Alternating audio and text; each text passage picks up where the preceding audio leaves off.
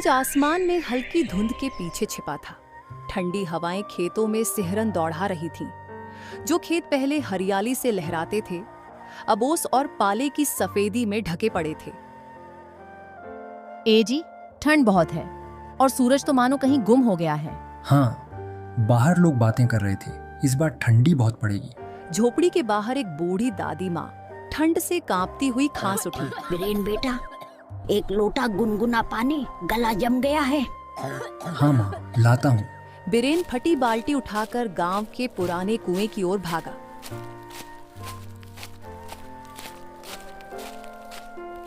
लेकिन कुएं के पास पहुंचते ही उसकी आंखों में निराशा भर गई।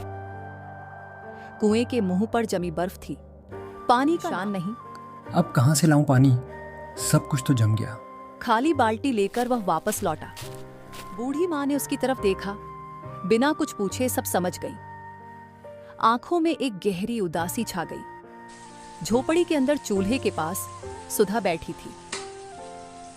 बीरेन, रोटियां तो बेल दी, पर सब्जी कैसे बनेगी? पानी भी नहीं। रोटियों से ही काम चला लो। तभी 6 साल का चिंटू भागता हुआ आया। होंठ नीले पड़ गए थे, शरीर ठंड से कांप रहा था। माँ, बहुत ठंड लग रही है, पानी दे दो ना माँ। सुधा ने उसे गोद में उठाया, माथे को चूमा और चुपचाप आंखें पोंछ लीं। उसके पास देने को कुछ भी नहीं था।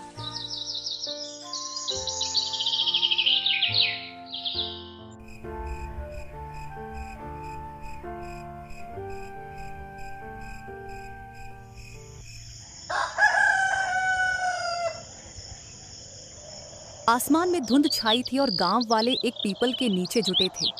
चेहरों पर हताशा थी।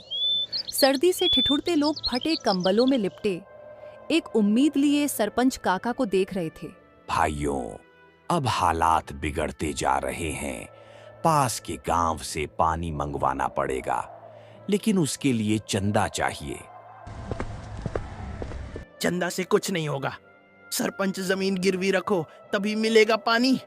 और आस पड़ोस के सभी गांव वाले मुंह से ही पानी लेके जाते हैं, तो तुम लोगों को कौन देगा पानी? पानी भी अब सस्ता नहीं रहा। जमींदार साहब, हम किसानों के पास और क्या बचा है? अगर जमीन भी चली गई तो हम जिएंगे कैसे? तब खेतों में लाशें बो देना बीरेन। पानी अब अमीरों का हक है। बीरेन के सीने में ठंड की जगह आग धक उठी। वह कुछ कहना चाहता था, पर भूख और ठंड ने उसके होठों को सील दिया। वह चुपचाप सिर झुकाकर लौट चला। पीछे से गांव वालों की फुसफुसाहटें उसके कानों में गूंजती रहीं। बीरेन ने आसमान की ओर देखा। सूरज धुंध में लिपटा था। धरती 3 चुपचाप सब कुछ सह रही थी और एक किसान अपने परिवार को जिंदा रखने के लिए टूट रहा था। उसने मुट्ठी भींची और मन ही मन कसम खाई, जब तक सांस चलेगी हार नहीं मानूंगा। आकाश में अब भी कोहरा पसरा था। समय जैसे थम सा गया था। चिंटू बुखार में तप रहा था। उसकी मासूम आंखें बार बार गर्म पानी की तलाश में दादी माँ के चेहरे को ताकती थीं। दादी, पानी। दादी माँ के कांपते हाथ उसके माथे पर रखे हुए थे। बूढ़ी आंखों से आंसू चुपचाप बह रहे थे। हे भगवान, मेरे पोते की ठंड बुझा दे, मैं अपनी जान भी दे दूं। सुधा रसोई में खाली घड़े के पास बैठी थी। सिर झुका था। आंखें सुर्ख और घड़ा जैसे उनकी जिंदगी का आईना बन गया था, खाली और बेजान। ए जी, कुछ करो, चिंटू ठंड से तड़प रहा है। बीरेन खुद भी टूटा हुआ था। अपने बुझे कदमों से दरवाजे की ओर बढ़ा। मैं लाऊंगा पानी, चाहे जो हो जाए। बीरेन फटी चप्पलों में बर्फीली जमीन पर दौड़ रहा था। उसका शरीर ठंड से कांप रहा था, लेकिन उसके भीतर एक आग और भड़की हुई थी। चिंटू की ठंड मिटानी थी। आखिर में बीरेन गांव से 2 कोस दूर एक पुराने बावली की तरफ बढ़ा। लोग कहते थे कि वहां अभी भी पानी बचा है, लेकिन वहां पहुंचना आसान नहीं था। रास्ता सुनसान था। झाड़ियों पर ओस जमी थी। ठंड से बीरेन का गला सूख चुका था। आंखों के सामने अंधेरा छाने लगा था, मगर उसने हार नहीं मानी। चिंटू के लिए बस कुछ कदम और। गांव में कोलाहल मचा था। जमींदार महतो ने अपने कारिंदों को गांव में भेजा था। जो लोग पानी नहीं खरीद सकते थे, उनसे जबरन उनकी जमीन के कागज छीने जा रहे थे। गांव के लोग रो रहे थे, बिलख रहे थे। पानी अब सोने से भी महंगा हो गया था। जमींदार के खिलाफ कोई खड़ा भी नहीं हो सकता। सबकी जान ठंड में अटकी पड़ी थी। बीरेन आखिरी ताकत जुटाकर बावली तक पहुंचा। वह हाँफते हुए नीचे झांका। कहीं कहीं बर्फ के नीचे जमी नमी दिखी। पानी थोड़ा भी हो मेरे चिंटू के लिए काफी है। वह अपने गमछे को उस बर्फीली मिट्टी में भिगोने लगा ताकि कुछ नमी ले सके। उसी समय अचानक बावली के पीछे से कुछ आवाज आई।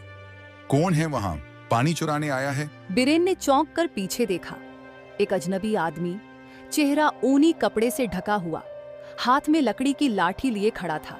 भाई मैं बस थोड़ा पानी चाहता हूँ, मेरा बच्चा ठंड से मर रहा है। अजनबी ने कुछ पल सोचा, फिर लाठी फेंक दी और बीरेन के हाथ में छोटा मिट्टी का घड़ा पकड़ा दिया। क्या जल्दी ले जा भाई, भगवान तेरा भला करे। बीरेन ने आंखों में कृतज्ञता भरकर उसे देखा, घड़ा संभाला और दौड़ पड़ा। सुधा चिंटू को गोद में लिए बिलख रही थी। दादी माँ जमीन पर बैठी गर्म पानी मांग रही थी। चिंटू बेटा गर्म पानी आ गया। सुधा ने जल्दी से घड़ा लिया और चम्मच से चिंटू के होठों पर एक बूंद टपकाई। चिंटू ने हल्का सा कराहते हुए होंठ हिलाए और एक पल के लिए मुस्कुरा दिया। सबकी आंखों से एक साथ आंसू फूट पड़े। बीरेन थककर जमीन पर गिर पड़ा, लेकिन उसके होठों पर एक सुकून भरी मुस्कान थी। उसने अपने बेटे की ठंड मिटा दी थी। आज के लिए एक और दिन के लिए जीने की उम्मीद बची थी। गांव के माहौल में एक अजीब सी खामोशी थी।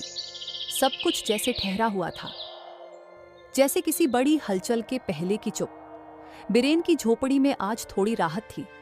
चिंटू की ठंड कम हो गई थी और सुधा ने रोटियां सेकी थीं। लेकिन दादी माँ की आंखों में जो चिंता थी वह घटने का नाम नहीं ले रही थी। ईश्वर ने हमारी मदद की, लेकिन ये हालात कब तक ठीक रहेंगे?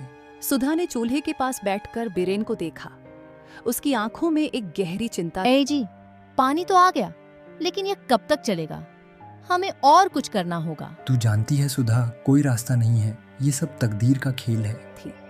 इसी बीच बाहर गांव के बच्चे खेलते हुए दिखे, लेकिन उनका खेल अब पहले जैसा नहीं था। ठंड और भूख ने उनकी आंखों में डर भर दिया था। धूप फिर कब मिलेगा बाबूजी? उसकी आंखों में गहरी थकान थी, लेकिन उस थकान में एक उम्मीद छुपी हुई थी। गांव में हलचल और बढ़ने लगी थी। लोग एक दूसरे से बुरी खबरें सुन रहे थे। अब सारा गांव पानी के लिए जद्दोजहद की स्थिति में था। क्या करूं भाइयों, जमींदार महतो के खिलाफ किसी का साहस नहीं है। उनका चक्कर तो बस बढ़ता ही जा रहा है।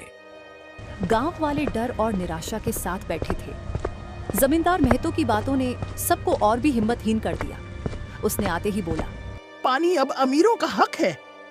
जो जमीन गिरवी नहीं रख सकता, उसे पानी की क्या जरूरत है? मैं कहता हूँ कोई भी इसका विरोध नहीं करेगा, वरना तुम लोगों को तो पता ही होगा ना मैं क्या कर सकता हूँ। गांव के लोग अगर मुझसे टकराओगे तो सब के सब मारे जाओगे। बेहतर यही होगा कि चुपचाप जो हो रहा है उसे सहूं। सारी जमीन तो जा चुकी है।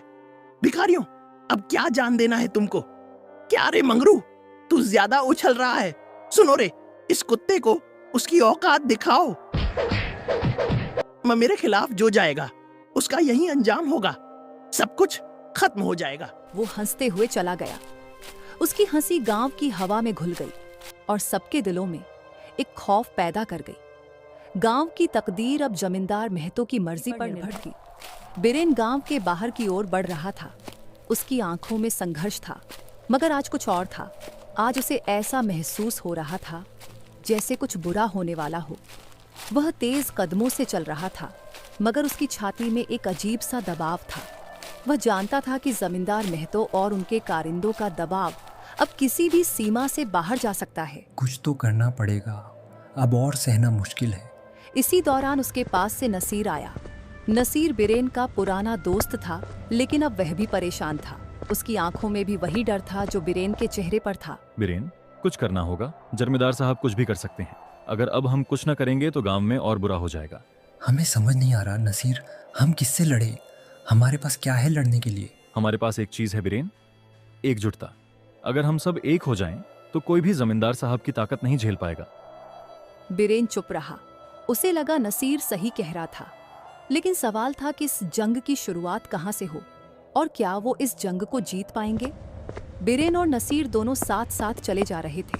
और धीरे धीरे उन्हें यह महसूस हुआ कि वो अकेले नहीं हैं। गांव के और लोग, जिनमें डर था, अब जागरूक हो रहे थे। सबके चेहरे पर कुछ उम्मीद थी, लेकिन क्या ये उम्मीद सचमुच किसी बदलाव का रूप ले सकेगी? इसी खामोशी में तूफान की आहट थी। गांव अब चुप था, लेकिन इस चुप्पी में बहुत कुछ घटने वाला था। गांव में अब धीरे धीरे बगावत की हवा बहने लगी थी। बिरेन और नसीर ने गांव के कुछ और लोगों को इकट्ठा किया था। हर किसी के चेहरे पर डर था, लेकिन एक उम्मीद भी थी। गांव वालों का दिल अब खाली नहीं था, उसमें गुस्से की आग जल रही थी। नसीर, हमें कुछ करना होगा। अब और सहा नहीं जा सकता। जमींदार साहब की तानाशाही का तो जवाब देना ही पड़ेगा। हम सब एकजुट हो जाएं तो कोई भी हमें दबा नहीं सकता। चंदू बतान के कुछ और लोग उनके पास आ चुके थे। वे सब एक दूसरे से धीरे धीरे बात कर रहे थे। चारों ओर सर्द हवा चल रही थी। लोगों के होंठ ठंड से नीले पड़ रहे थे, पर सबकी आंखों में वही गुस्सा था, वही संघर्ष। बिरेन भाई, हम सब तुम्हारे साथ हैं। अब हम किसी से नहीं डरते। जमींदार महतो ने हमारी जिंदगी तबाह कर दी है। अब वक्त है हम अपनी जिंदगी वापस लाएं। सभी एक दूसरे का हौसला बढ़ा रहे थे, लेकिन सबके दिलों में यह सवाल था, क्या वे सच में यह बदलाव ला पाएंगे? क्या उनके पास दोस्तों, मैं हर वीडियो में दिल और दिन रात की मेहनत लगाता हूं ताकि आपको एक अच्छा संदेश मिल सके। अगर आपको मेरी ये मेहनत पसंद आए तो चैनल को सब्सक्राइब करें और वीडियो को लाइक ज़रूर करें। यही मेरी मेहनत की सच्ची कमाई है। गांव के चौक में ठंडी धुंध फैली थी। आज फिर से कुछ अजीब सा घटने वाला था। बिरेन और उसके साथी अब खुले तौर पर जमींदार महतो के खिलाफ आवाज उठाने की तैयारी कर रहे थे। जो जमीन गिरवी नहीं रख सकता, उसे पानी की क्या जरूरत है? मैं कहता हूँ, कोई भी इसका विरोध नहीं करेगा, वरना तुम लोगों को तो पता ही होगा ना मैं क्या कर सकता हूँ। जमींदार महतो का यह बयान गांव में सुनाई दिया था। उनकी आवाज में अब तक का सबसे ज्यादा घमंड था और लोगों के दिलों में डर की ठंडी लहर दौड़ गई। लेकिन बिरेन ने तय कर लिया था, हम अब और नहीं सह सकते जमींदार महतो। हम बर्बाद 2 हो चुके हैं, लेकिन अब अपनी जिंदगी को वापस लाएंगे। कोई हमें दबा नहीं सकता। लोग धीरे धीरे उस ओर बढ़ने लगे। उनका साहस बढ़ चुका था और गांव में एक हलचल शुरू हो गई थी। वहीं दूसरी ओर सुधा और दादी माँ भी खामोश थी। सुधा ने आंखों में चिंता भरकर बिरेन को देखा, क्योंकि उसे समझ में आ गया था कि अब संघर्ष में बड़ी बलिदान की आवश्यकता होगी। ए जी, हमें क्या करना होगा? अगर जमींदार महतो ने हमें कुछ कर दिया तो? डरने का वक्त अब नहीं रहा। हम सब साथ हैं और अगर हमें कुछ खोना है तो हम सब कुछ खो देंगे, पर एक बात तय है, हम हार नहीं मानेंगे। इसी दौरान चिंटू दौड़ता हुआ आया और बिरेन के पास खड़ा हो गया। उसकी आंखों में वही मासूमियत थी, लेकिन साथ ही साथ वह भी बदलाव चाहता था। बाबूजी, हम क्या करेंगे? जमींदार महतो ने हमसे सब छीन लिया है। बिरेन ने चिंटू के सिर पर हाथ फेरते हुए उसे समझाया। हम अपना हक वापस लाएंगे बेटा, अपनी जिंदगी वापस ला।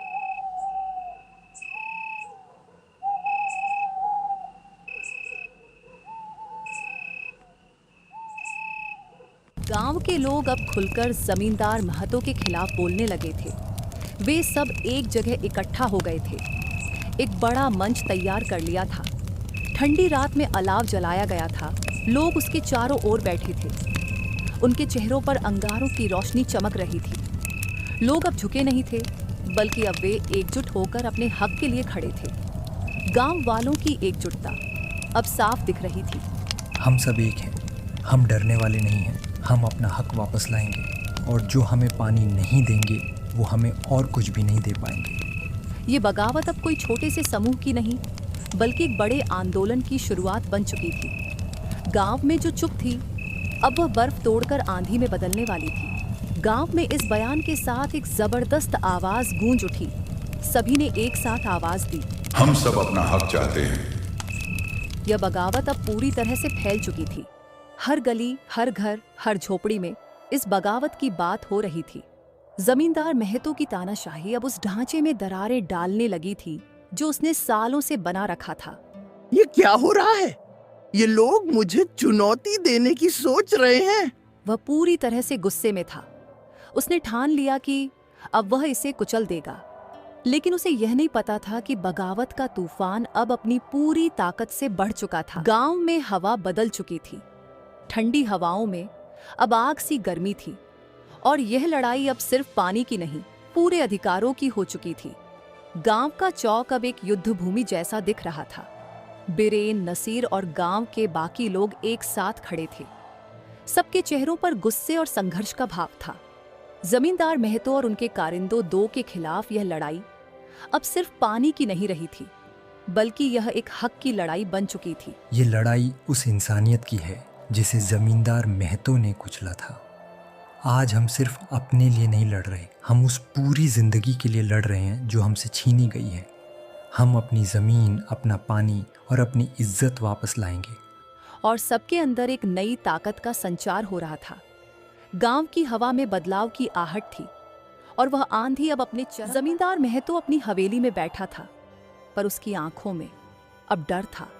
वो समझ चुका था कि अब उसे चुनौती दी जा चुकी थी और इस बार उसका तंत्र मजबूत नहीं था। वह अपने कारिंदों से चिल्ला रहा था, लेकिन उसके शब्द अब उतने प्रभावी नहीं थे। तुम लोग जल्दी से उन सब को दबा दो। अगर यह लोग बगावत पर उतरे तो हमारी सत्ता खत्म हो जाएगी।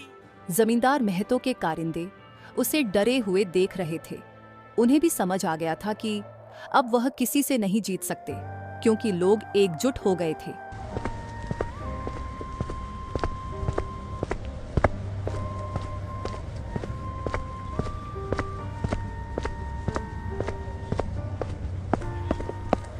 चंदू पठान के लोग अब सीमा तक पहुंच चुके थे।